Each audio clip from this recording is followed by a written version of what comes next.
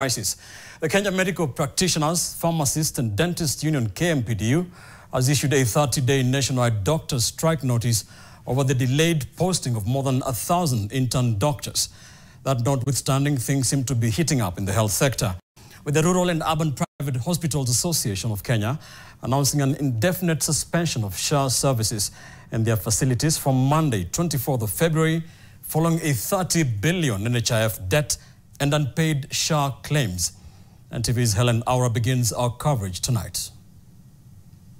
32 graduates broken down in the various cadres, medical interns, dental pharmacists, etc. And below you can see the budget requirements for up to 2025, for June 2025 from financial year 2024-25. So you see that using the SRC rate, we will be able to save a lot of resources and support to the doctors, and we look to, and other healthcare workers. So we look to start our engagement.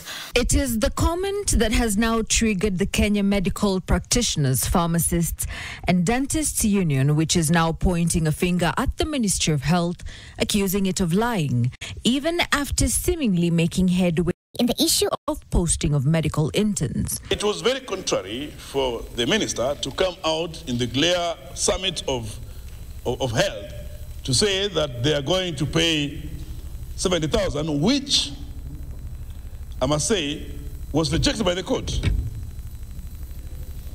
And when she says that, it means that he agitates all the doctors in the entire country. We find ourselves back where we were last year. On the other hand, the Rural and Urban Private Association of Kenya, RUPA, has accused the Ministry of Health of neglect as the accrued historic NHIF debts continue to bite. Kenyans will also be forced to bear the brunt of it all. We are declaring an indefinite suspension of Social Health Authority services due to unpaid arrears, NHIF arrears, and an unworkable outpatient reimbursement model.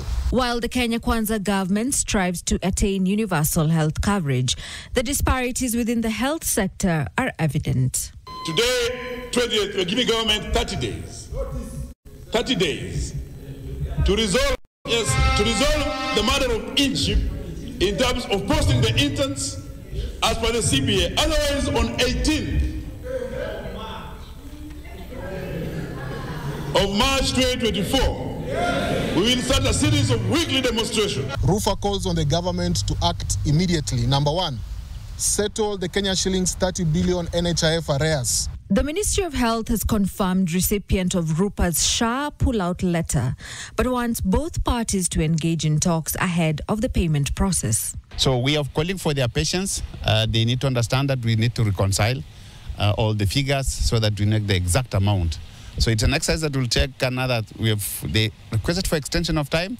So we've asked for another extension of time for like 30 days so that we're able to know exactly what is outstanding. Then the government will then come up with a repayment plan to those facilities. Overwhelmed health workers, strained resources, and lack of goodwill are some of the major complaints coming forward. And now clinical workers have also threatened to down their tools across the country over issues surrounding lack of empanelment on the SHA system. Helen Aura, NTV.